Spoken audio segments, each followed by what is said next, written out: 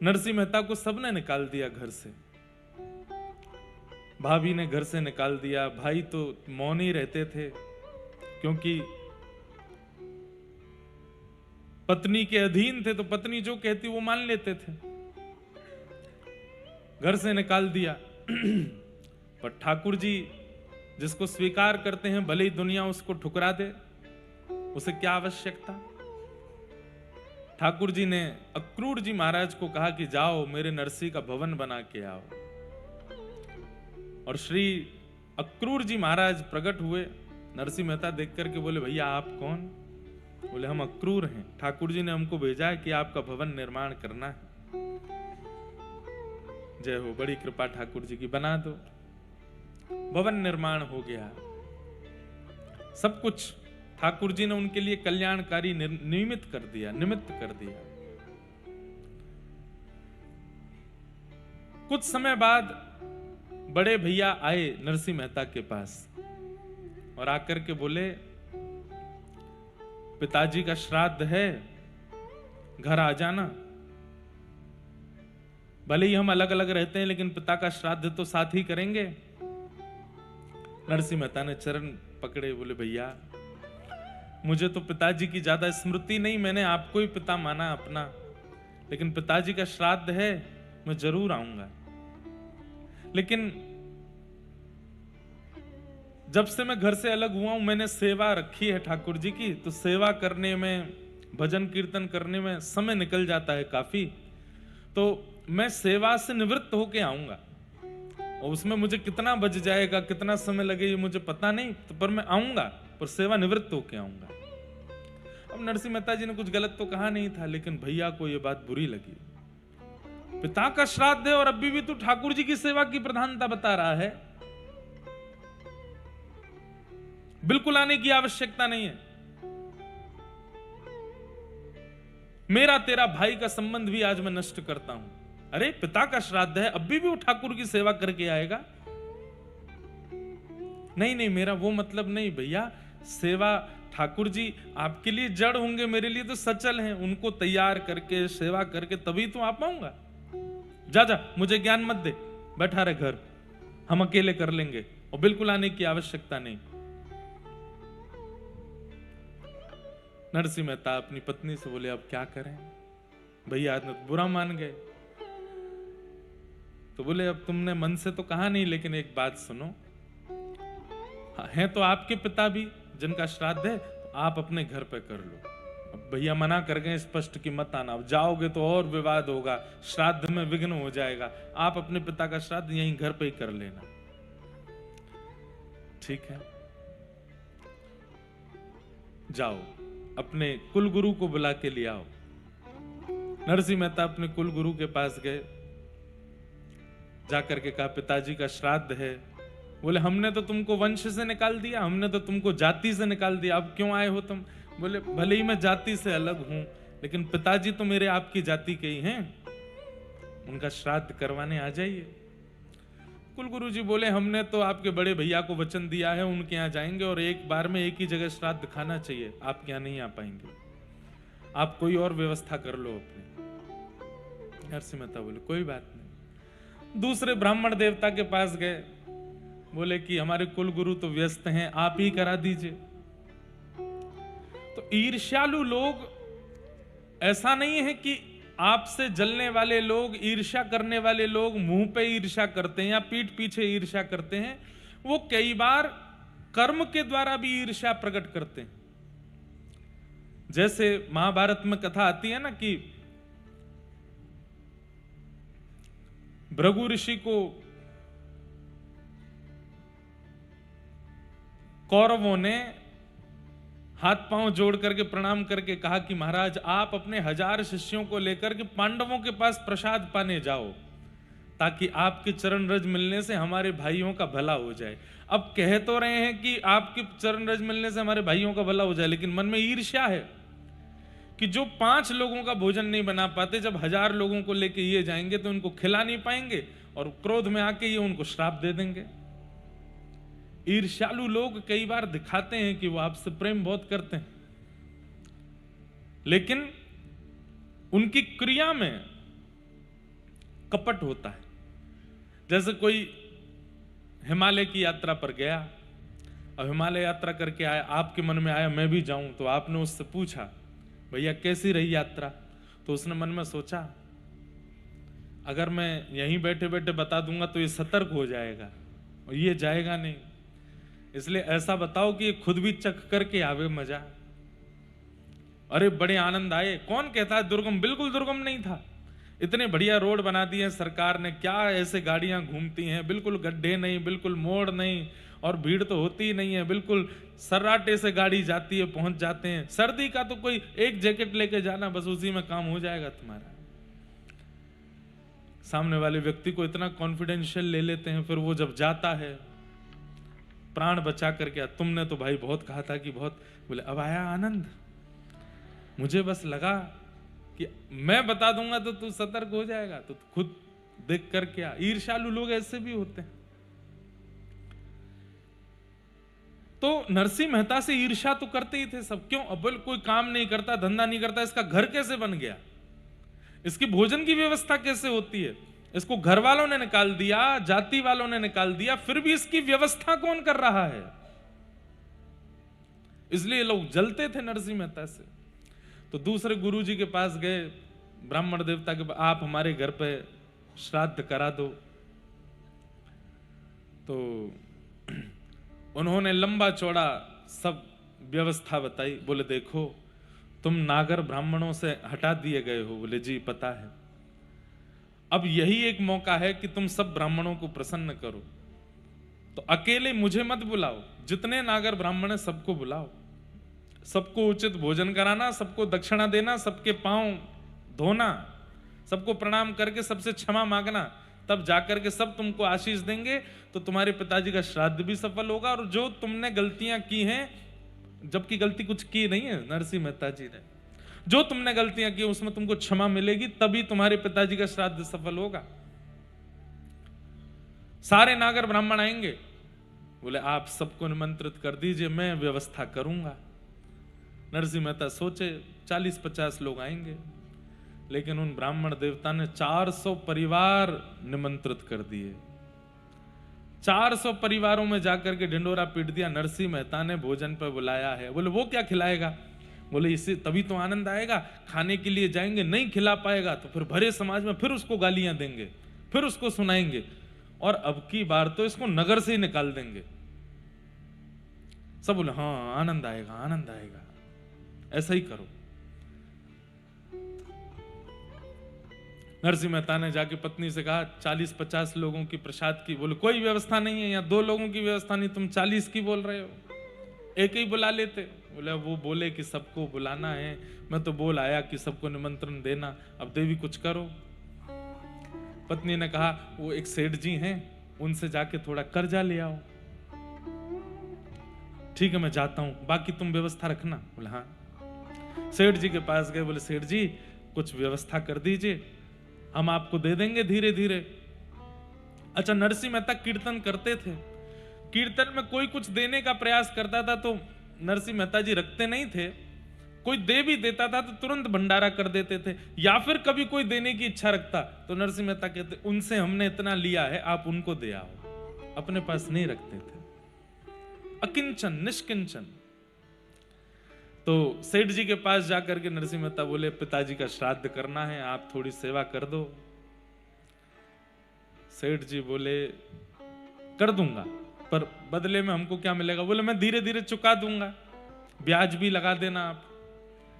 सेठ जी बोले हमको देखो ब्याज सहित चुकाने की आवश्यकता नहीं, आप तो जितना लोगे उतना चुका देना बाद में, उससे पहले ब्याज के रूप में हमको कुछ और दो। बोले क्या? कीर्तन सुनाओ, बैठ के थोड़ा कीर्तन सुना। नरसिंह मेहता बोले मैं कीर्तन सुनाने लगा तो फिर मैं उसमें विलीन हो जाऊंगा, तल्लीन हो जाऊंगा। पिताजी का श्राद्ध है, ब्राह्मण देवता आ रहे होंगे। सेठ जी बोले हम आपको हिला देंगे, हम आपको उठा देंगे, आप तो कीर्तन सुना। लिए करताल हाथ में, और जैसे ही कीर्तन गाने, वो हमारी आपकी तरह कीर्तन भजन कथा नहीं सुनते थे। नरसिंह मेहता तो जैसे ही कीर्तन में प्रवेश करते, देह की सुध नहीं रहती थी, कहीं और पहुंच जाते थे। फिर किसी को जाके उनको उठाना पड़ता था, तब जाकर के वो सचेत होते थे। हम लोग कैसे हैं, हमको बार बार सावधान करना पड़ता है, इधर देखो, कथा सुनो, बार बार कहना पड़ता फोन मत चलाओ, इधर उधर मत देखो, सो मत। नीचे वाले लोग बेचारे, इन पे तो साधन नहीं, बैठना पड़ता है। कुर्सी और सोफा वाले लोग बेचारे बड़े सुखी होते हैं, दोपहर की प्रसादी पाके आते हैं। और गुजरात में तो छाछ पीने की ज्यादा परंपरा है, ऐसी छाछ पी के आते हैं कि सोफा मिला नहीं, कथा सुन तो नहीं नीचे बैठने वाले, हमको क्या फायदा, लो झोंका मार लो। हम लोगों को बार बार उठाना पड़ता है कि भाई कथा सुनो, कीर्तन सुनो, भजन करो। नरसिंह मेहता कैसे हैं, उनको उठाना पड़ता है कि संसार भी देखना है, कीर्तन में ही मत रहो।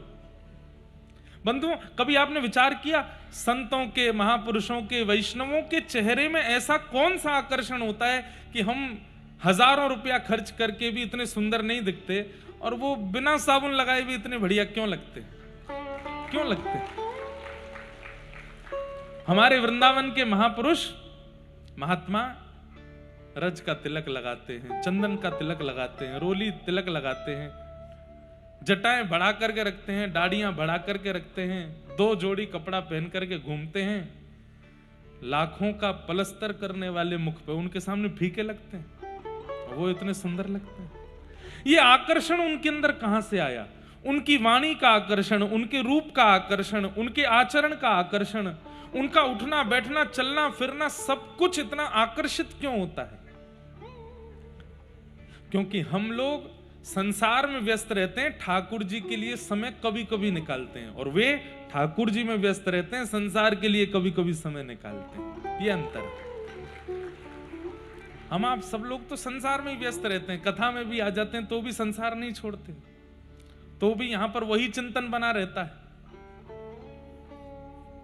थोड़ा भूल करके बैठिए, कम से कम कथा में जितनी देर व्यास जी बैठे हों सन्मुख, उतनी देर तो आप लोगों को, अब यहां तो क्या कहने, आज हमको सुबह वीडियो दिखा रहे थे, 8 बजे से बालक यहां आकर के कीर्तन कर रहे हैं, सुबह 8 बजे से 9 बजे से।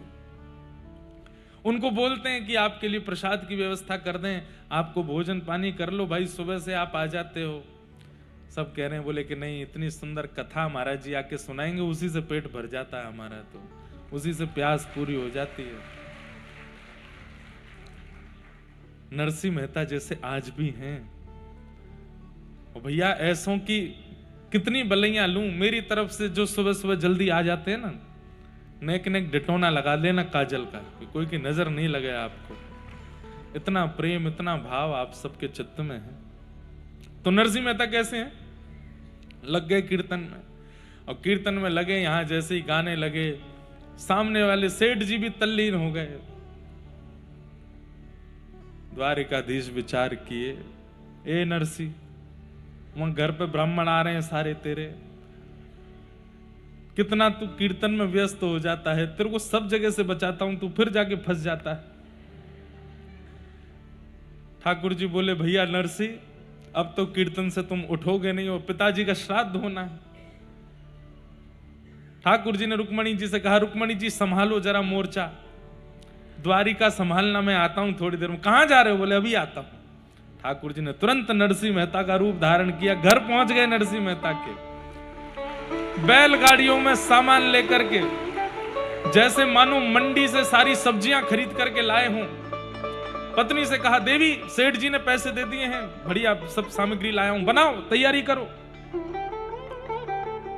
ठाकुर जी पहुंच गए। पत्नी बोली, अकेली थोड़ी, आप भी लगो साथ में। ठाकुर जी बोले, हाँ कुछ सब्जी मैं भी अमनिया करता हूं। लगे नरसिंह मेहता की तरह अमनिया कर रहे हैं, सब्जी बना बना करके काट काट करके दे रहे हैं। पत्नी सिद्ध कर रही है, अरे भाई यहां सौभाग्य नरसिंह मेहता का नहीं है, यहां सौभाग्य नरसिंह मेहता की पत्नी का भी नहीं है, सौभाग्य तो नरसिंह मेहता के पिताजी का है कि श्राद्ध करने ठाकुर जी आए, और श्राद्ध की प्रसादी भी अपने हाथ से सिद्ध कर रहे हैं। वहां नरसिंह मेहता कीर्तन में आनंदित हैं, नेत्रों से अश्रुधार, और दोनों सेठ जी और नरसिंह मेहता नृत्य करके कीर्तन कर रहे हैं। ठाकुर जी ने बढ़िया, इनके बालकों को भी कहीं श्राद्ध खाने की आवश्यकता नहीं है, इसी से ही घर चल जाना है, अब कहीं आने जाने की आवश्यकता नहीं है। घर में इतना धन हो गया कि 2-3 समय का भोजन रोज मिल जाएगा जीवन पर्यंत। सब ब्राह्मण हृदय से लगाने लगे, वाह नरसिंह तुमने कमाल कर दिया। जो प्रमुख ब्राह्मण देवता थे उनके बड़े भैया ही थे जो इनके कुल के कुल गुरु थे, वो गए थे वहां बड़े भैया के यहाँ। बड़े भैया के यहाँ 4-5 ब्राह्मणों ने प्रसाद पाया, श्राद्ध आदि कराया। तो नरसिंह मेहता जी के बड़े भैया ने सबको, उस समय में नगर में सबसे बड़ी दक्षिणा नरसिंह मेहता जी के बड़े भैया ही देते थे। कितनी दक्षिणा देते थे? 1.5 रुपया। कितना? 1.5 रुपया। और 1.5 को बहुत मानते थे। 1.5 रुपया देख करके सब ब्राह्मण एक दूसरे का चरवा, देखो कितनी बढ़िया दक्षिणा मिली है। वो नरसिंह मेहता के यहाँ 4000 गए हैं, क्या करके आए होंगे, मार पिटाई चल रही होगी वहां। तो देखते हैं नरसिंह मेहता निकाल दिया कि नहीं नगर से। ये लोग श्राद्ध खा करके निकले तो देखे सामने से नाचते गाते हुए नागरवंशी ब्राह्मण सब उछल कूद करते हुए आ रहे हैं। इन लोगों ने जाके कहा क्या हुआ? अरे क्या हुआ महाराज, आज तो नरसिंह मेहता ने आनंद कर दिए। बोले कैसे आनंद? बोले हम बाद में बताएंगे, पहले तुम बताओ, तुम उसके बड़े भैया के यहाँ गए, कितनी दक्षिणा मिली? हमको 1.5 रुपया। 1.5 रुपया दिया है, छोटी बात है क्या? तुम लोग बता दो, चवन्नी अठन्नी कितना दिया है? 1 पैसा 2 पैसा। सारे ब्राह्मण हंस करके बोले सोने की मोहर दी है, 12-12 सोने की मोहर। क्या प्रसाद, क्या खीर, क्या पूड़ी, क्या सब्जियां। अरे भैया नरसिंह मेहता ने तो आनंद कर दिए। इतना आनंद? बोले जी पता नहीं कहां से कौन देता है, नरसिंह मेहता पे आती कहां से ये चीजें। यहां पर सब ब्राह्मण चले गए। ठाकुर जी बोले अब इनकी पत्नी पर कृपा कर दूं थोड़ी। तुरंत बैठ गए। देवी सब ब्राह्मणों ने पा लिया, खूब प्रेम से आज पिताजी का श्राद्ध हो गया, अब जो बच्चा है वो हमको पवाओ। हाँ आप विराजो। बैठ गए। बैठ करके ठाकुर जी ने बढ़िया सामने पत्तल में प्रेम से पाया, एक एक प्रसाद पाया, एक एक कण पाया। नरसिंह मेहता जी की पत्नी का नियम था कि पति के थाल में ही उन्हीं के बाद जो बच जाता था उस कण में थोड़ा मिला के पाती थी। ठाकुर जी ने प्रेम से पाया, खूब प्रेम से पा करके तृप्त हो गए। देवी आओ तुम भी जल्दी पालो, और मैं जाता हूं थोड़ा हाथ पांव धो के स्नान ध्यान करके संध्या करके आता हूं। बोले जी आप जाओ। पत्नी बैठ गई पाने के लिए। ठाकुर जी गए सीधे द्वारिका पहुंचे। आकर के मुकुट उकुट पहना, रुक्मणी जी से बोले सब ठीक? बोले हाँ बैठो विराजो। पुनः दर्शन के लिए खड़े हो गए। यहां नरसिंह मेहता जी कीर्तन कर रहे हैं। कीर्तन करते करते करते तब सेठ जी को होश आया। सेठ जी, नरसिंह मेहता नहीं निकले कीर्तन से, सेठ जी ही निकले। संसारी ही निकलते हैं पहले कथा कीर्तन से बाहर। थक गए। अरे मेहता जी 4-5 घंटे का कीर्तन हो गया। अरे अरे अरे मैं तो भूल ही गया। तुरंत करताल को प्रणाम किया, ठाकुर जी को प्रणाम किया। नाम सेठ जी, अरे तो पूरा दिन निकल गया, संध्या होने को आई है। पिताजी का श्राद्ध तो हुआ नहीं, वहां ब्राह्मणों ने पत्नी को बेचारी को क्या सुना दिया होगा, अब पता नहीं मेरे साथ क्या होगा। अब ठीक है जो होना होगा सो होगा, आप वो सेवा मुझे दे दीजिए, मैं करूं। जी ले जाइए। नरसिंह मेहता जी बड़े डरे डरे जा रहे थे, घबराहट हो रही थी मन में, अब क्या होगा। और मेरी पत्नी के साथ तो पता ही नहीं क्या ही किया होगा इन ब्राह्मणों ने। जा करके देखा तो क्या पाया, पत्नी जी तो बैठ करके प्रेम से पा रही है प्रसाद। नरसिंह मेहता बोले देवी पिताजी का श्राद्ध होना है आज, तुम पहले ही पाली हो। अरे ब्राह्मण नहीं आए थे क्या आज? अरे पिताजी का श्राद्ध है, कम से कम एक तो पारंपरिक और पारिवारिक कार्य पूर्ण होना चाहिए था घर में। क्या कह रहे हैं आप खड़े खड़े? ज्यादा भोजन कर लिया, सो जाइए आप। कई बार अति भोजन करने से भी थोड़ा नशा जैसा हो जाता है। क्या बोल रहे हैं खड़े खड़े? अरे मैं क्या बोल रहा हूं, सेठ जी के यहां गया था, उन्होंने कीर्तन में बैठा लिया, सुबह से कीर्तन ही करता रहा, 4-5 घंटे निकले देवी। अब जाकर के उन्होंने ये मुझे 12 रुपया दिए हैं, मैं लेके मैं जाता हूं। ब्राह्मण आए थे क्या ये बताओ? 4 घंटे से कीर्तन कर रहे थे आप? हाँ नरसिंह मेहता की पत्नी है, भक्ति तो उनके चित्त में भी है। नेत्र सजल हो गए, रोंगटे खड़े हो गए, दौड़ करके गई, चरण पकड़ लिए। बोले ये कैसी बात कर रहे हैं, सच बताइए, आप सेठ जी के यहाँ थे? बोले हाँ, मैं सेठ जी के यहाँ अभी आया हूं। क्या हुआ, तुम इतनी भावुक क्यों हो रही हो? पूरा वृत्तांत बताया। बोले अरे आप सेठ जी के यहाँ थे तो फिर यहाँ आपके रूप में कौन आया? अरे बैलगाड़ियों में सब्जी भर के लाए थे, मेरे साथ अमनिया करवा रहे थे रसोई घर में, पूरी प्रसादी सिद्ध करा करके 4000 ब्राह्मणों को जिमाया, 12 सोने की मोहर दी। मैं कह भी रही थी कि इतना कहां से लेके आए हो? बोले देवी मैंने तुमको बताया नहीं था, सब धरा हुआ था भीतर, निकाल निकाल के सबको दिया, प्रसाद पाया, अपना उच्छिष्ट छोड़ करके गए, तभी तो मैं प्रसाद पाने के लिए बैठी, आप ही तो थे। नरसिंह मेहता समझ गए, बोले कि मैं नहीं हूं, ये तो करुणा निधान है, ये तो दीन बंधु द्वारिकाधीश आए थे। हाथ पांव कांपने लगे नरसिंह मेहता के, कहां बैठे थे मेरे नाथ? वो जगह दिखाने लगी, इधर बैठे थे। नरसिंह मेहता उस स्थान को ही वंदन करें। कहां चल रहे थे? बोले इधर चल रहे थे, उस रज को प्रणाम करें। किधर किधर प्रसाद पाए थे? यहाँ। अरे देवी तुम मुझे थोड़ा प्रसाद दो, उनका उच्छिष्ट है, मैंने भी इसमें से खा लिया है। कोई बात नहीं, तुमने खाया तो ठाकुर जी का प्रसाद तो प्रसाद है, दो। दोनों नरसिंह मेहता और उनकी पत्नी एक ही थाल में प्रसाद पाने लगे, नेत्रों से अश्रुपात करने लगे। जय हो दीन बंधु, जय हो दीनानाथ, जय हो द्वारिकाधीश, आपकी बड़ी कृपा, इतना अनुग्रह, इतनी करुणा मुझ पर करके आप आज गए हैं। ऐसे द्वारिकाधीश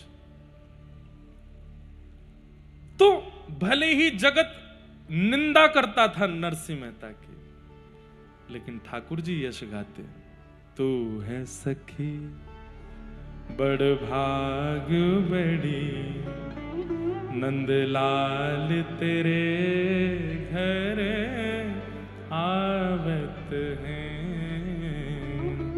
तू है सखी बड़ भाग बड़ी, नंद लाल तेरे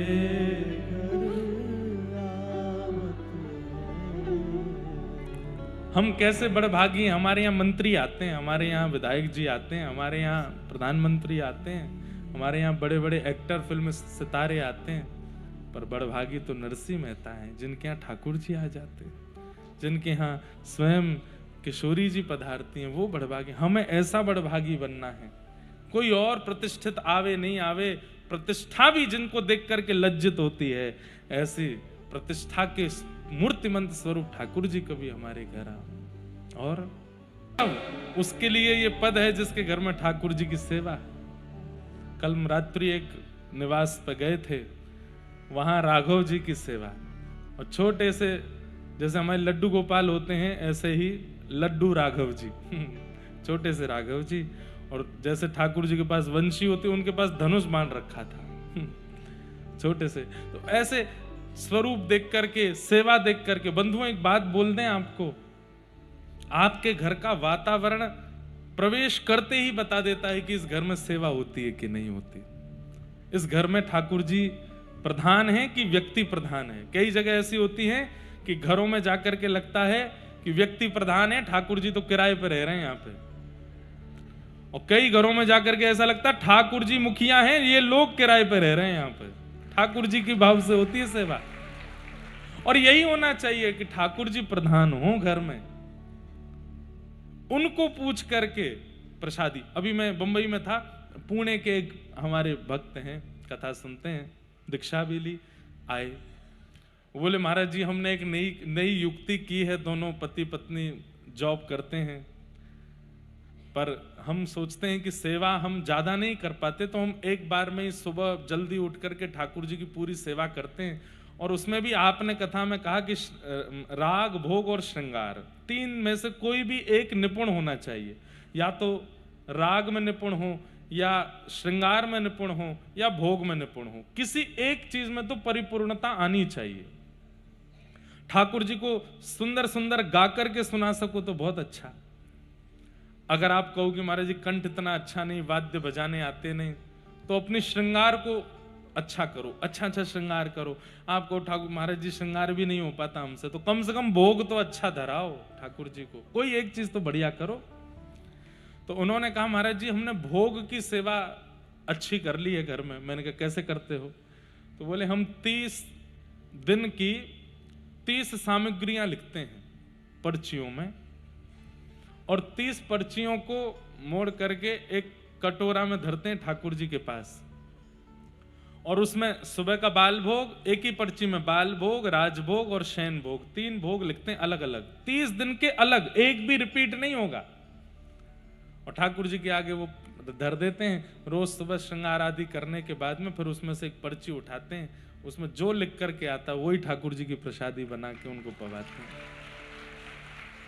स्वेच्छा से नहीं, ठाकुर जी की इच्छा से, उनकी जो इच्छा है वो पवाएंगे। ऐसे ठाट होने चाहिए ठाकुर जी के। वस्त्रों में भी वैसे तो नियम से चलता है, आज सोमवार है, कल मंगलवार है, सबके रंग अलग अलग होते हैं, इस दिन ठाकुर जी को ये पहनते हैं, ये पहनते हैं, पर उसमें भी ठाकुर जी की इच्छा, घर की हर एक गतिविधि भगवत इच्छा से हो। अब उसमें अगर ठाकुर जी कूदने को कह रहे हैं तो कूद ही जाना। ये हम अपनी आप बीती बता रहे हैं। हमारे जब से गिरधर लाल जी की सेवा विराजमान हुई है, लोग माने नहीं माने इस बात को, 2020 में लाल जी की सेवा प्रारंभ हुई। अभी 19 में पधारे थे, 20 में प्रथम उत्सव हुआ था, और अब ठाकुर जी का ब्याहुला है। 2019 से लेकर के 2026 का प्रारंभ चल रहा है। हमारी कथाओं से लेकर के निज जीवन के विवाह तक की स्थिति पर भी सब ठाकुर जी की आज्ञा से हुआ, उन्हीं से ही आज्ञा ली है।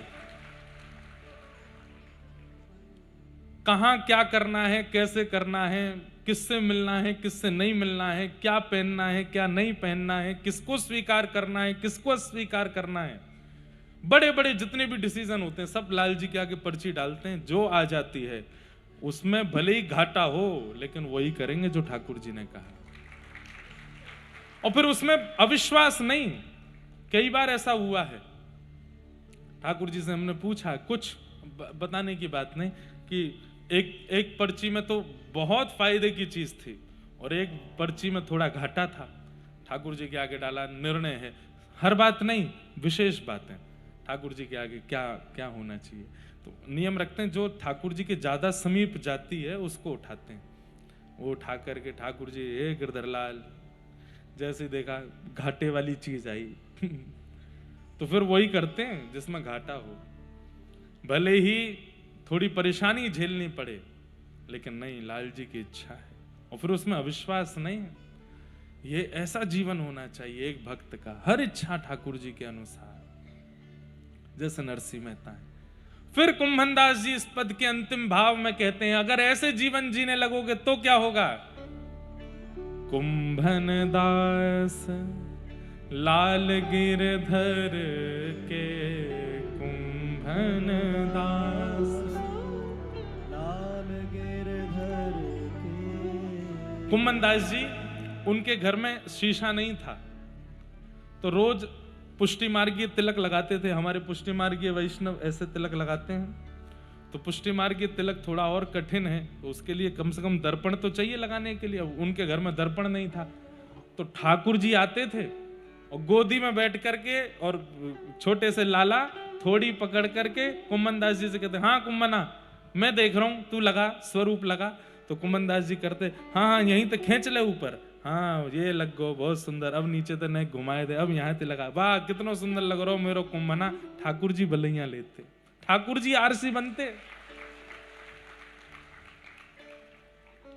एक बार ठाकुर जी ने विचार किया, इतना निष्किंचन है, इतना अकिंचन है कुंभनदास, एक जगह को राजा आ रहा है, बहुत सारी संपत्ति दान करवे, वाकई मन में जाए कि कह दूंगा यही दान कर जाएगा।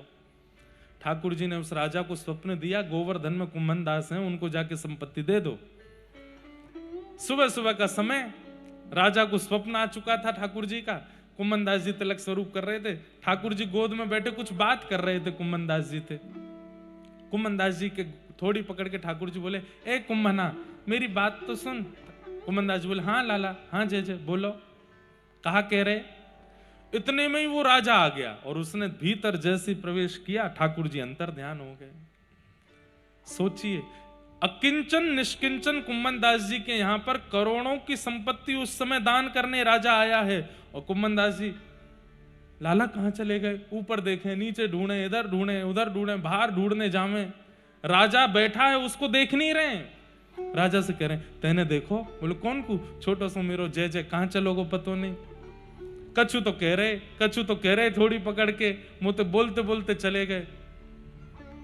बहुत देर होने के बाद फिर राजा बोला मैं वहां का राजा हूं, संपत्ति लेके आपको दान करने आया हूं। कुम्भन दास जी बोले यही मारे चले गए।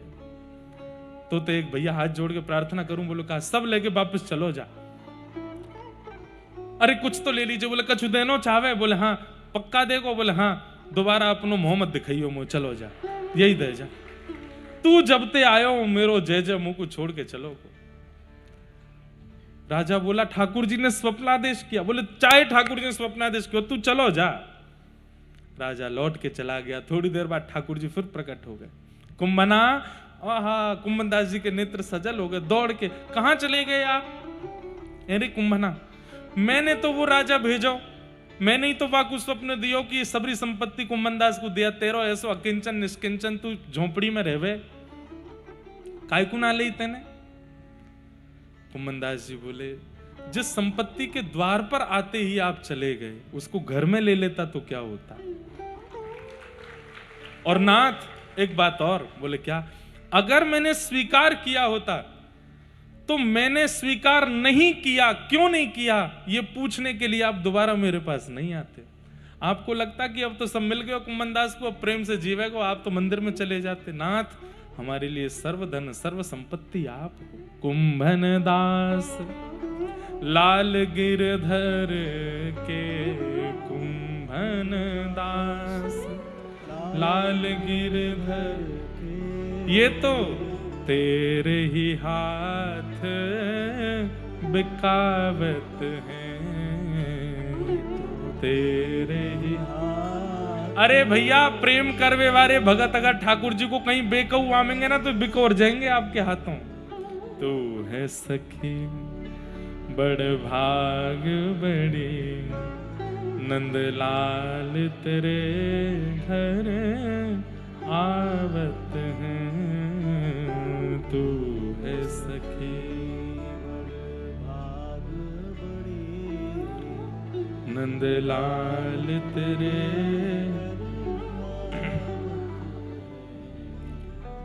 इसलिए भैया कोई रीझे नहीं रीझे, कोई प्रशंसा करे ना करे, ठाकुर जी प्रशंसा करें, ऐसी क्रिया कर्म करो, ठाकुर जी आपसे आनंदित हों। कल हम लोग श्रीमद् भागवत जी के मंगलाचरण का श्रवण कर रहे थे। तत्पश्चात भागवत जी की रचना प्रेम के कारण हुई। प्रेमः पुरर्थो महान। श्रीमद् भागवत जी की रचना का कारण केवल प्रेम है। क्यों? वेदव्यास जी महाराज अनेक ग्रंथ लिख चुके थे, पर अनेक ग्रंथों में धर्म अर्थ काम और मोक्ष ये चतुर्विध पुरुषार्थ ही था। तब नारद जी महाराज ने आके कहा जिसको धर्म नहीं चाहिए, जिसको अर्थ नहीं चाहिए, जिसको काम नहीं चाहिए, जिसको मोक्ष भी नहीं चाहिए, हमारे व्रज में गाते हैं गोचर रूप दिख जाएगा। क्यों? धर्म अर्थ काम और मोक्ष इन चारों की कामना ब्रजवासियों को नहीं होती। बहुत ध्यान से सुनिएगा। सबसे पहला आता है धर्म। धर्म में कई नियम बताए गए, पर उन नियमों का पालन करना पूरे विश्व के लिए आवश्यक है, ब्रजवासी नहीं करते। देखना हो तो कभी ग्रहण पर जाना। हमारे वृंदावन में ग्रहण काल के समय खाना वर्जित है, सोना वर्जित है, पीना वर्जित है, आदि आदि सब काम वर्जित हैं सबके लिए। लेकिन आप जब वृंदावन में जाएंगे और हरिदासियों से मिलेंगे तो क्या देखेंगे? ग्रहण काल पर 56 भोग चल रहे हैं, उनके प्रसादी चल रही है धुआंधार। और महाराज हमारे वृंदावन में तटीय स्थान है, वहां तो भंडारा होता है। तो वो कहते हैं भैया तुम ग्रहण काल है काय को खा रहे हो? बोले अरे ग्रहण ना आए। बोले तू ना जाने, चंद्र ग्रहण होता है। तो वो कहते हैं, बोले चंद्रमा कौन है? बोले चंद्रमा हमारी श्री जी हैं। और बोले बात चंद्रमा के ऊपर ये कालो कालो आयो श्याम सुंदर आयो है, आज श्री जी पे श्याम सुंदर आए, हमारे भंडारा होएगो। हमारा ब्रजमंडल धर्म से परे बातें करता है, इसलिए कई धार्मिक लोग ब्रजवासियों की बात सुन करके कभी कभी डिबेट करने आ जाते हैं, ये कैसे हो सकता है। पर भाई वो ब्रजमंडल है, वहां दीन बंधु दीनानाथ जगत नियंता जगदाधार परमात्मा वैकुंठ वासी भगवान को भी जब घोड़ा बना करके मधुमंगल चल सकते हैं, छछिया भरी छाछ पे नाच नचायो, जहां पर बड़े बड़े देवता भी स्तुति कर करके हैरान हो जाते हैं, ठाकुर जी आंख खोल के नहीं देखते उनकी ओर। छछिया कहते हैं ये हाथ के बीच वाले हिस्से को, सीधा हाथ करके जो ये गड्ढा बनता है इसको छछिया बोलते हैं। और इतने गड्ढे में जितनी छाछ आ जाती है, कितनी छाछ आती है, 10-5 बूंद आ जाती होगी, इतनी सी छाछ पर व्रज की गोपियां ठाकुर जी को नचा देती हैं। लाला पिएगो? बोले हाँ पीऊंगा, पहले नाच के दिखा। छछिया भरी छाछ पे नाच नचाए। तो धर्म से परे चलते हैं प्रेमी। अच्छा, ब्रजवासी बार बार कहूंगा तो कई लोग हो सकता है मुझे ही कटघरे में खड़ा कर दें। मैं प्रेमियों की बात कर रहा हूं। जो प्रेमी होता है वो कई बार धर्म से विलग, और प्रेमी भैया ये छोरा छापरी वाले मत समझियो, आजकल वाले मत समझियो, वो प्रेमी नहीं है। प्रेमी तो ठाकुर जी से जो करते हैं वही है, बस उन्हीं को प्रेमी कहते हैं। बाकी संसार में स्त्री पुरुष आदि आदि जो आपस में एक दूसरे से उनका संबंध है उसको प्रेम नहीं कहते, वो प्यार हो सकता है।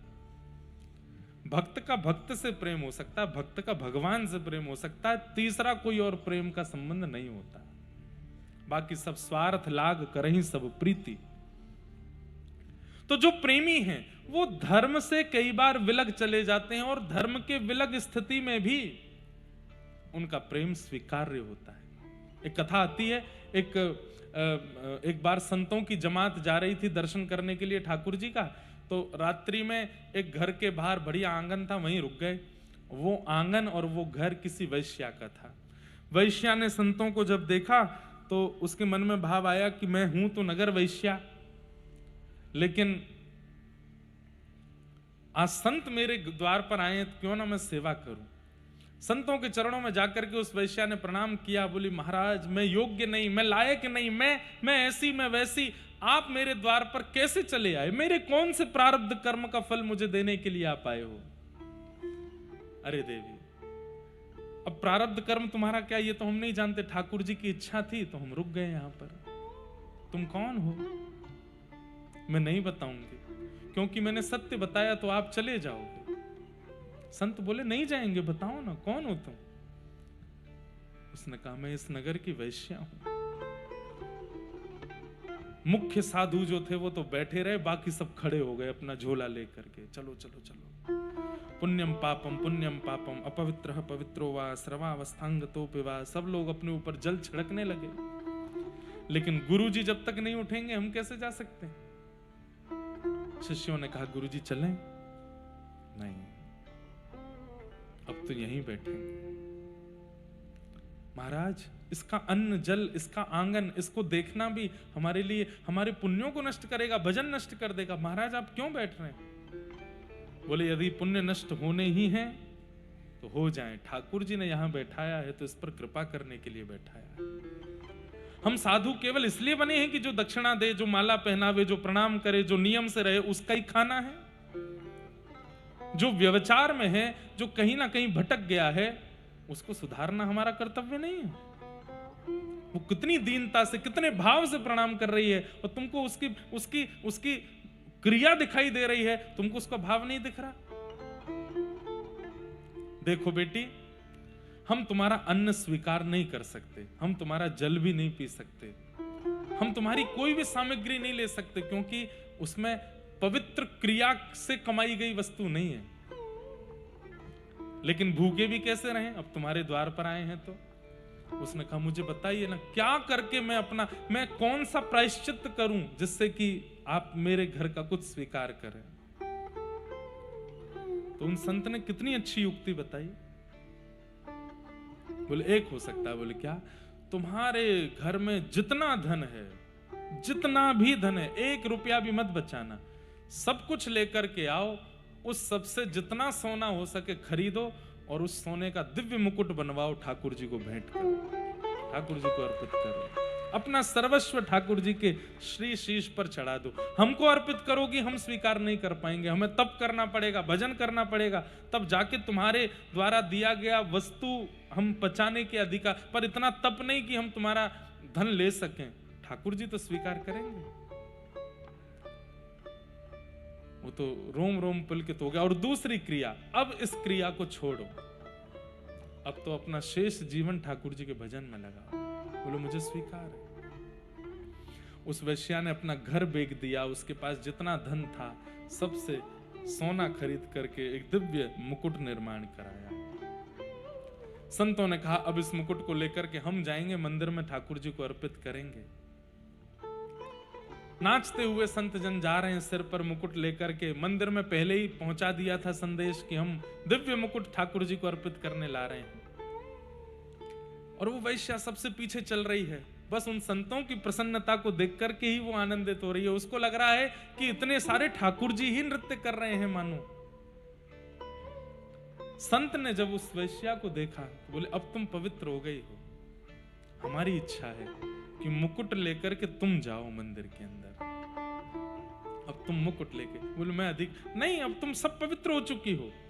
बंधुओं, व्यक्ति अपने दुष्कर्म का जिस दिन मन बुद्धि और क्रिया से त्याग करता है, उसी दिन ठाकुर जी उसको क्षमा कर देते हैं उसके पूर्व के किए हुए पाप से। दो बातें हैं, एक तो पूर्व के पाप को या पूर्व की क्रिया को स्वीकार करके उसके प्रति कोई प्रायश्चित भाव रखे, और दूसरा उस क्रिया को पुनर्ना करने का संकल्प ले ले। ठाकुर जी इतने में ही क्षमा कर देते हैं, बस अब मुझे याद ही नहीं कि तुमने पहले किया क्या था, भूल गया मैं, इतने से ही प्रसन्न हो जाते हैं। ताली तो बजाई आपने, पर याद रखना है इस बात को कि आप सबको पता है कि मेरा ऐसा कौन सा कर्म है जिससे ठाकुर जी नाराज हो सकते हैं। उस क्रिया का संकल्पबद्ध होकर के त्याग करो कि नाथ दोबारा नहीं करूंगा, और इसका जो प्रायश्चित होगा या जो दंड होगा वो मुझे अगले 7 दिन में आप दे दीजिए, मैं वचन देता हूं दोबारा नहीं करूंगा। ठाकुर जी क्षमा कर देते हैं, उसी समय भूल जाते हैं। मैं तो भूल गो, तेने कहा कियो मुझे याद ही ना है, ठाकुर जी भूल जाते, भुला देते। वैश्या को कहा अब ठाकुर जी विस्मृत हो गए, तुम लेके चलो मुकुट। जैसे ही वो वैश्या सिर पर एक थाल में मुकुट लेकर के जाने लगी, पर ठाकुर जी भी परीक्षा की अवधि कभी कभी बढ़ा देते हैं। पुजारी सब खड़े हो गए द्वार पर, हम इस वैश्या को भीतर नहीं घुसने देंगे, इसके द्वारा निर्मित मुकुट पहना रहे हैं, यही बहुत बड़ी बात है। आपने इसका स्पर्श करा दिया, इसके सिर पर धर के ला रहे हो, इसको पूरी सवारी निकलवा, इसके हाथों से मुकुट नहीं पहनेंगे ठाकुर जी। तो साधु ने जाकर के पुजारियों से बड़ी शास्त्रार्थ किए, हर तरीके से कैसे भी बोली यही पहनाएगी ठाकुर जी को मुकुट। अंत तो गत्वा पुजारी हार मान गए, सब ने द्वार खोल दिया, बोले ठीक है अब चलो। जैसे ही वो वैश्या भीतर प्रवेश करने लगी, उसी समय उसको मासिक धर्म हो गया, रुक गई वहीं, तुरंत मुकुट नीचे धर दिया, हाथ जोड़ के बोली शायद ठाकुर जी ही नहीं चाहते हैं मेरे हाथ से मुकुट धारण करना। आपने तो बहुत प्रयास किया कि मैं कैसे भी पवित्र हो जाऊं, हर प्रकार से मैंने सब कुछ किया, धन लगा दिया, ये कर दिया, घर बार बेच दिया, जीवन का पूरा का समर्पण ठाकुर जी के नाम के प्रति कर दिया, पर देखिए ना ये अभी ही होना क्यों आवश्यक था। ठाकुर जी शायद स्वीकार नहीं करना चाहते। साधु के नेत्रों में आंसू आ गए, बोले ठाकुर जी संसार निष्ठुर हो गया, ये सब ब्राह्मण निष्ठुर हो गए, साधु भी निष्ठुर हो गए थे, पर आप निष्ठुर हो गए, ये मुझे समझ नहीं आ रही बात। ये तो आपके हाथ की बात थी, आप चाहते तो इसको पवित्र ही रहने देते, फिर ये क्यों हुआ। जब उस साधु के नेत्रों से अश्रु जल गिर करके नीचे पृथ्वी पर गिरे, तभी क्या देखते हैं, दिव्य तेज प्रकट हुआ और मंदिर में जो विराजमान ठाकुर जी थे वो स्वयं चल करके बाहर आ गए, और बाहर आकर के सिर झुका करके बोले इस वैश्या के हाथ से ही मुकुट पहनूंगा, ये पहना दे। ऐसी अवस्था में उस वैश्या ने अपने हाथ से मुकुट उठा करके ठाकुर जी के शीश पर धारण कराया और वहीं प्राण त्याग दिए, ठाकुर जी में विलीन हो गए। सोचिए, जब व्यक्ति प्रेम की पराकाष्ठाएं पार कर जाता है तो कहीं ना कहीं पाबंदी और धर्म की जो एक प्रकार से कहते हैं परकोटा है, वो लांग जाता है व्यक्ति। और लांग नहीं जाता, ठाकुर जी लंगवा देते हैं। हम सबको धर्म के अधीन रहना चाहिए, पर कई बार प्रेम की अवस्था ऐसी ठाकुर जी के प्रति हो जाती है कि वो उससे ऊपर चले जाते हैं। धर्म, प्रेमी धर्म से ऊपर उठ जाता है। दूसरा है अर्थ। प्रेमी को अर्थ की इच्छा भी नहीं होती, आकाश वृत्ति से रहता है। आकाश वृत्ति किसको कहते हैं? आकाश वृत्ति कहते हैं कोई खिला जाएगा तो खा लेंगे, कोई पहना जाएगा तो पहन लेंगे, कोई दे जाएगा तो बैठ जाएंगे, कोई पिला देगा। ये आकाश वृत्ति से भी कई महापुरुष रहते हैं। हमारे व्रजमंडल में असंख्य महापुरुष आकाश वृत्ति से रहते हैं। उनकी भरपाई ठाकुर जी ही करते हैं। कौन खिलाता है, कौन देता है, कुछ नहीं पता। प्रेमी को अर्थ की भी इच्छा नहीं होती, धर्म की इच्छा नहीं, अर्थ की इच्छा नहीं। प्रेमी की कोई कामना नहीं होती, कोई कामना नहीं। धर्म, अर्थ, काम, और सबसे बड़ी बात, प्रेमी को मोक्ष की भी इच्छा नहीं, मुक्ति नहीं चाहिए। परमानंद प्रभु चतुर ग्वालिनी, परमानंद प्रभु चतुर ग्वालिनी, ब्रज रज तज मोरी जाए बलाए, ब्रज रज तज मोरी जाए बलाए, कहाँ करूं वैकुंठ ही जाए, कहाँ करूं वैकुंठ जाए। तो अब इस विषय में तो बोलना बहुत कुछ आ सकता है कि प्रेमी व्यक्ति धर्म, अर्थ, काम, मोक्ष से ऊपर उठ जाता है। हमारे बिहारी जी में आरती होती है बिना घंटी के, घंटी नहीं बजती बिहारी जी में। कभी जाओ आरती होती है, पूछो क्यों नहीं होती? अब पूरे ब्रह्मांड में बिना घंटी के आरती नहीं होती, बिहारी जी में घंटी नहीं बजती। लाला है छोटा सा, घंटी बजाएंगे तो डर जाएगा। लो, धर्म से परे की बात। पूरे विश्व में ठाकुर जी उठते हैं सुबह 4 बजे, 3 बजे, 3:30 बजे, 2:45 बजे। बद्रीनाथ में 3 बजे इतनी कड़ाके की ठंड में ठाकुर जी का अभिषेक होता है। और ब्रज में हमारे बिहारी जी 8 बजे उठते सो के, और चौं नेक्सो सो लाल आए, देरी ते सोवे, 12-12 घंटा की नींद पूरी करे अपनी। ऐसे ठाकुर जी। नाथ द्वारा चले जाओ, वहां ठाकुर जी का शयन रात्रि 6 बजे ही हो जाता है। शाम को 6, 6:30, 7 बजे ठाकुर जी गए विश्राम में। बोले क्यों? बोले जब नंद भवन में ठाकुर जी रहते थे, नंदरानी यशोदा आदि के समय पर ठाकुर जी इसी समय सोते थे। और कम से कम 12 घंटा ठाकुर जी की नींद होनी चाहिए। 4 बरस के लाला हैं, 6 बजे सो जाते हैं, सुबह 5-6 बजे उठते हैं। फिर धर्म से ऊपर की चर्चाएं। प्रेम धर्म से ऊपर ले जाता है। नारद जी महाराज वेदव्यास जी से कह रहे हैं, नयद वचश्चित्र पदम हरेर यशो जगत पवित्रम प्रगणित करहिचित, तद्वायुषम तीर्थ मुशंति मानसा नयत्र हंसा निर्मुक्त शिक्षया। हे वेदव्यास जी, आपने इतने वेद पुराण आदि ये सब जो लिखे हैं, इन सब से ज्ञानियों का उद्धार हो जाएगा, वैरागियों। बोले मैं कर लूंगी, मुझे कोई दिक्कत नहीं। इतना सब कुछ उनके साथ में अनुचित परिवार में हो गया, उसके बाद भी ठाकुर जी की सेवा नहीं छोड़ी। एक दिन बड़ी बूढ़ी माता जी फिसल गई तो पैर टूट गया उनका भी। तो घर आसपास के लोग उनको उठा करके ले गए अस्पताल। डॉक्टर ने पूरा चेक वेक किया। बोले माता जी हड्डी टूट गई है आपकी, पलस्तर लगाना पड़ेगा। बोले नहीं नहीं, जाने तोड़ो वही जोड़ेगा। बोले किसने तोड़ा है? बोले मुझको वापस लेके चलो बताती हूँ। बोले अरे सूज जाएगा पैर, टूट गई है हड्डी। बोले लेके तो चलो। वापस मंदिर में लेके आए। चतुर्भुज भगवान थे, उनके सामने खड़ा किया मैया को। पैर टूटा हुआ है। मैया बोली एक पत्थर लेके आओ। कोई पत्थर लेके आयो तो पत्थर उठा के बोली ठाकुर जी से, मेरो पैर तोड़ दियो तेने, अब मैं तेरो पैर तोड़ूंगी। पहले मेरो ठीक कर, नहीं तो तेरो तोड़ दूंगी। तेने मेरो पति छीन लियो, बेटा छीन लियो, तब भी मैंने तेरी सेवा ना छोड़ी, और तेने आज मेरा पाम तोड़ दियो, अब ही तोड़ू। सब बोले अरे मैया क्या कर रही हो। इतने में ही कड़क करके आवाज आई, मैया को पाम सीधो है वो, ठीक है क्या ठाकुर जी ने कर दियो। आप लोग इससे प्रेरणा लेकर के कुछ मत करना। बुखार आ जाए तो ठाकुर जी कोई एसी के सामने रुक जाते हैं, मुझे बुखार चढ़ाया तो भी चढ़ेगा, अब आप नहीं करना। पर जब प्रेम की पराकाष्ठा इतनी ऊंची पहुंच जाती है ना, तो व्यक्ति जानबूझ करके नहीं करता, उसके व्यवहार में होती हैं ये सारी चीजें।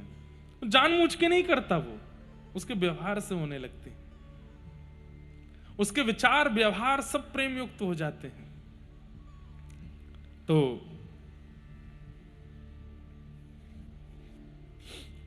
प्रेम धर्म अर्थ काम मोक्ष से ऊपर की चर्चा है। नारद जी महाराज ने व्यास जी से कहा, जो प्रेमी हैं उनके लिए आपने क्या लिखा। तब व्यास जी बोले, मैं क्या लिखूं, आप मुझे आज्ञा करो। तब नारद जी महाराज ने कहा, आप समाधि लगाओ और ठाकुर जी के प्रभाव का नहीं, स्वभाव का वर्णन करो। ठाकुर जी का प्रभाव तो पूरा विश्व जानता है, आप चारों वेदों में, अनेक पुराणों में ठाकुर जी का प्रभाव वर्णन कर चुके हो। अब ठाकुर जी का स्वभाव दिखाओ, वो प्रेमी कैसे हैं, उनका हृदय कैसा है, उनका मन कैसा है, उसके बारे में चर्चा करो।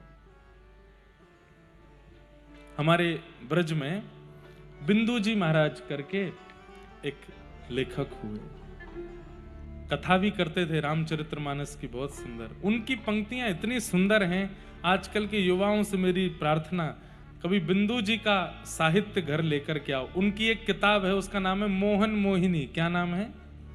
मोहन मोहिनी।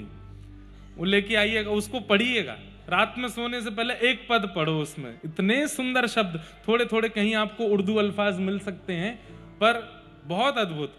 उनकी एक व्याज स्तुति है। व्याज स्तुति किसको कहते हैं? व्याज स्तुति कहते हैं छेड़ते हुए स्तुति करना, किसी को छेड़ते हुए स्तुति करना, किसी को थोड़ा चिढ़ाते हुए स्तुति करना, उसको व्याज स्तुति कहते हैं। अभी मुझे बहुत प्रिय लगती है। ठाकुर जी से शिकायत कर रहे हैं, क्या हे नाथ अब आप बदल गए हो आप, लेकिन ऐसे व्याज स्तुति करते हैं तो उसे थोड़ी ये बात लगने लगती है। प्रेमियों से ऐसा ही कहा जाता है, अब तो आप भूल गए हमें, अब तो आप आते नहीं हैं, अब आप बड़े आदमी हो गए हैं, अब आप ऐसा हो गए। तो प्रेमी, उसके मन में बात लगती है, बोलेगा अरे नहीं ऐसा नहीं बोलो, हम ऐसा नहीं, हम आएंगे आपके यहाँ, हम बैठेंगे, ऐसा होता है। तो ऐसे ठाकुर जी को भी कभी कभी छेड़ना चाहिए, नाथ कि आप बदल गए हो। देखो व्यास जी कथा सुनाते हैं, आप भक्तों पे कैसा अनुग्रह करते हैं, हमने क्या कमी छोड़ रखी है, हम पे क्यों नहीं करते आप, हम पर ऐसा अनुग्रह कृपा का आपका क्यों नहीं है, कभी कभी शिकायत। तो प्रेम पुरर्थो महान, प्रेम के प्रेमियों के लिए भागवत जी का निर्माण किया वेद व्यास जी ने। समाधि नानुस्मर तद्वचेष्टितम, समाधि लगा करके वेद व्यास जी महाराज ने श्रीमद् भागवत की रचना की। तत्पश्चात भागवत संहिता को अपने पुत्र श्री सुखदेव जी को प्रदान किया, और सुखदेव जी ने यही कथा परीक्षित को सुनाई। प्रश्न पूछा गया, महाराज ये परीक्षित कौन है, जरा इसके बारे में हमें बताइए। बोले परीक्षित पांडवों का वंशधर है। तब पूछा कि हमने सुना है कि परीक्षित को 7 दिन में मरने का श्राप लगा था, किस कारण से लगा, कृपा कर हमें वो विस्तार से बताओ। तो महाभारत का थोड़ा प्रसंग यहां सुनाया गया।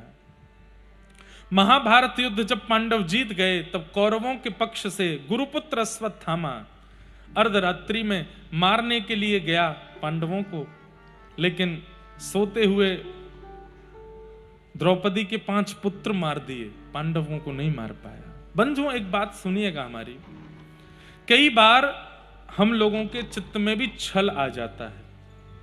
छल किसे कहते हैं? छल का मतलब होता है छुप करके, छुपाव करके, कपट करके कोई क्रिया हम करते हैं, उसको छल पूर्वक छल कहते हैं। या किसी के साथ विश्वासघात करते हैं।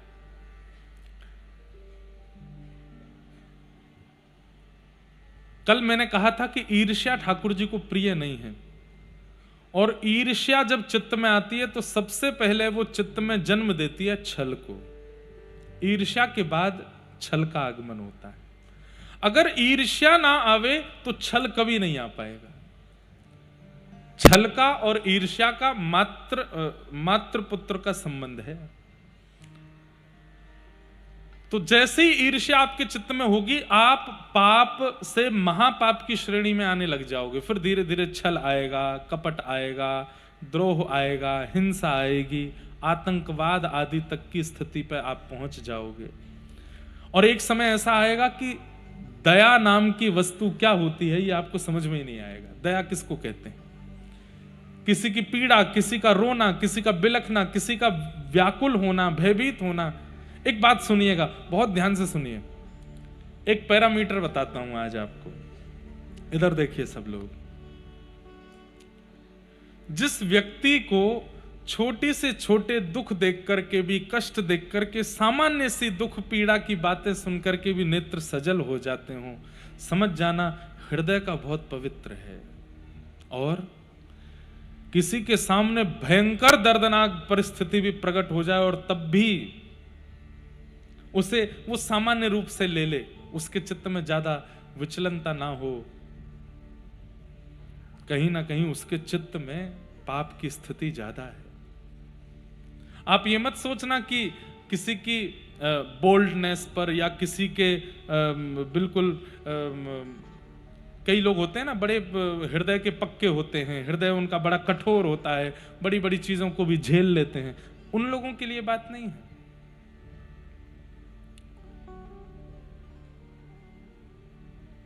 अब मैं कैसे बताऊं, एक बार एक व्यक्ति को आना था मिलने के लिए, नहीं आ पाए।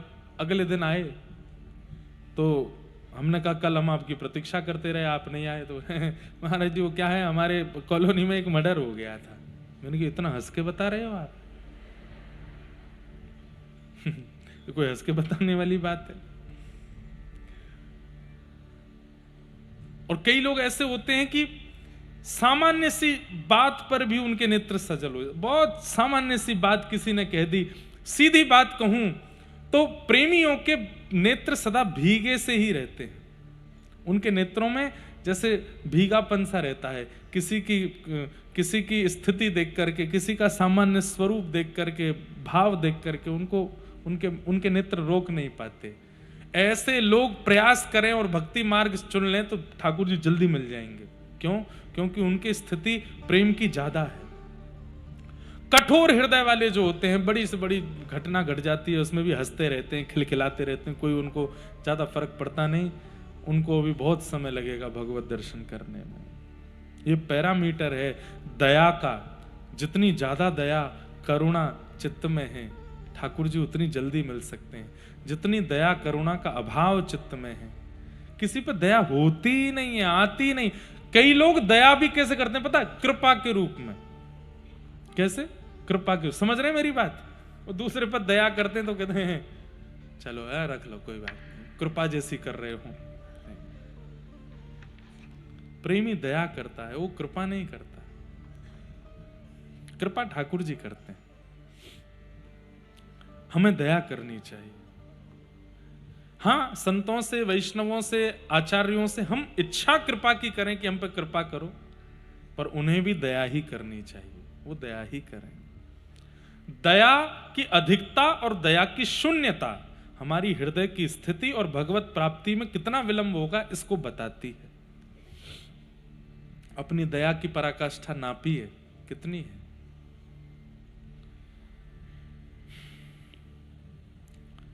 तो हारने के बाद भी कौरवों को चैन नहीं पड़ा। गुरुपुत्र अश्वत्थामा गए और रात्रि में सोते हुए 5 पांडवों की जगह द्रौपदी के 5 पुत्र मार दिए। पता चला कि ये तो द्रौपदी के 5 पुत्र हैं, तो बड़ी ग्लानि हुई, लेकिन भगवान पांडवों को बचा ले गए। प्रातः काल का समय हुआ, द्रौपदी को पता चला कि मेरे पुत्र मार दिए, निर्दोष पुत्र मार दिए। बहुत रोई। अर्जुन ने प्रतिज्ञा ली कि मैं तेरे बालकों के हत्यारे को जीवित नहीं छोड़ूंगा। जैसे तैसे अश्वत्थामा को पकड़ लिया, पकड़ करके सन्मुख प्रकट किया। और कहा यही है तेरे बालकों का हत्यारा, द्रौपदी देख ले, और तू चाहे तो तू बता, वही दंड इसको दूंगा, तेरे निर्दोष बालकों को इसने मारा है। निरीक्ष कृष्णापकृतं गुरुसुतं वाम स्वभावा कृपया ननाम च। उवाच चासहन्तस्य वन्धनानयनं सतिं मुच्यतामीश ब्राह्मणो नितराम गुरु। बहुत ध्यान से सुनिएगा इस विषय को। एक मां को अपना पुत्र बहुत प्रिय होता है, संतान बहुत प्रिय होती है। पिता भी अगर संतान को मारते हैं उसके गलती पर, तो थोड़ी देर बाद मां को गुस्सा आ जाता है। वो कहती है अब मत कहिए कुछ भी, ठीक है गलती हो गई, अपराध हो गया, अब मत कहिए। वो स्वयं कितना भी दंड अपने पुत्र संतान को दे, दूसरे को मारते हुए नहीं देख सकते। यहां तो प्राण हरण कर लिए निर्दोष बालकों के, और जिसने प्राण हरण किए वो सामने बैठा है द्रौपदी के। और द्रौपदी क्या कर रही है? द्रौपदी जैसे ही जाती है और जैसे ही देखती है कि अरे ये तो हमारे गुरुदेव का पुत्र अश्वत्थामा है। अर्जुन बोला इसी ने मारा है पांचों को। द्रौपदी तुरंत गई, हाथ पैर बंधे थे, तुरंत रस्सी खोल दी, हाथ की पैर खोल दिए, तुरंत अपने पल्लू से उसके जो चोट लगी थी उनको साफ करने लगी। गुरुपुत्र आपको हम प्रणाम करते हैं, आप ऐसे। सब देख करके चकित रह गए, ये बालकों के हत्यारे को पूज रही है। सब देख करके चौंक गए, पर दूर खड़े द्वारिकाधीश के नेत्र सजल हो गए। बोले यही तो मुझे प्रिय है, ये क्षमा, ये करुणा, ये दया, यही तो ठाकुर जी को प्रिय है। बंधुओं, कोई व्यक्ति हमारे साथ अनुचित करता है, ठीक है वो हमारा कोई प्रारब्ध, लेकिन उस अनुचित के परिणाम में हम क्या करते हैं ये ठाकुर जी बहुत ध्यान से देखते हैं। अब तुम क्या करोगे? अनुचित करे तो परिणाम में दया होनी चाहिए। कोई व्यक्ति जघन्य पाप करे तो उसको दंड आदि देना ही चाहिए, उसके लिए दंड निर्मित है ही। पर लेकिन व्यक्ति अपने साथ किए गए, अपने ईमान पर किए गए या अपने जीवन में किए गए कोई अनुचित कृत्य करने वाले को देख करके उसको क्षमा कर देता है ना, ठाकुर जी उसको हृदय से लगा लेते हैं। ठाकुर जी कहते हैं कितनी दया है, कितनी करुणा है इसके हृदय में। द्रौपदी कह रही, आगे खड़ी हो गई अश्वत्थामा के, कोई इसको हाथ नहीं लगाएगा, ये हमारे गुरु का बेटा है। और इसको ना मारने का एक कारण नहीं है, अनेक कारण बता सकती हूं मैं। ये गुरु पुत्र है इसलिए इसको नहीं मारना चाहिए, गुरु का ऋण है हमारे ऊपर। अरे आप सब योद्धा हैं, आप सब हाथ में धनुष बाण लेकर के खड़े हैं, गुरुदेव की कृपा है। उन गुरु का ऋण तो हम चुका नहीं पाए, कम से कम उनके पुत्र को तो नहीं मारे। दूसरा, हम क्षत्रिय हैं और ये ब्राह्मण है, इसको मारने का हमारा अधिकार नहीं है। तीसरा, ये भी एक मां का बेटा है और मैंने अपने पुत्र खोए हैं। मुझे पता है कि पुत्र के जाने का कितना वियोग होता है, मैं नहीं चाहती कि वो वियोग किसी और को हो।